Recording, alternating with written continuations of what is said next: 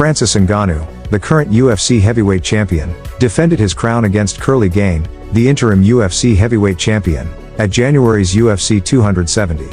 After defeating Cyril Gane, Francis Ngannou decided to take some time off from fighting. As a result of his victory, he had to have knee surgery, but he plans to come back and defend his championship the next season.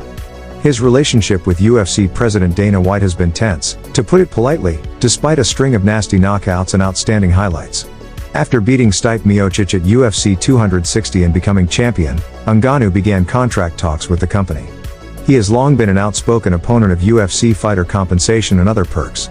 Tensions between Ngannou and the UFC started following his first bout with Miocic at UFC 220, but recent conversations have taken a favorable turn. When Miocic won by unanimous decision, White blamed Ngannou's poor showing on his inflated sense of self-importance. He felt Francis Ngannou, the heavyweight champion, had an ego problem based on their conversations. After Francis Ngannou's defeat to Derrick Lewis at UFC 226, Dana White and the UFC discussed breaking relations with him. Lucky for him, they didn't follow, since he's now won 6 games in a row.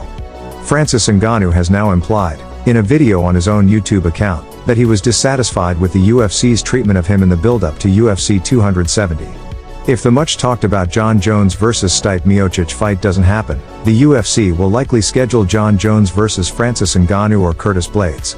On March 4, 2023, at UFC 285, Jones and Ngannou may compete for the heavyweight championship of the Ultimate Fighting Championship.